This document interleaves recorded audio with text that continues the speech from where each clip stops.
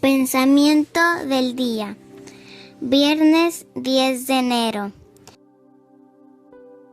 Tener corazón y brazos abiertos al prójimo. Abrir de par en par el corazón. Hay que abrir de par en par el corazón. Romper todos los diques y meterse en el corazón la fraternidad universal.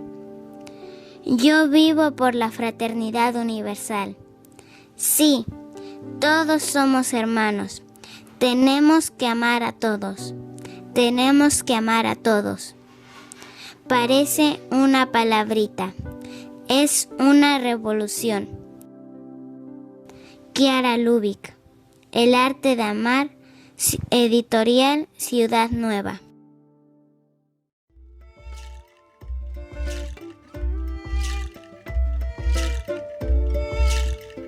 Palabra de vida.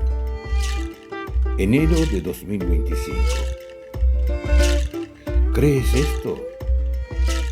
Evangelio de San Juan, capítulo 11, versículo 26.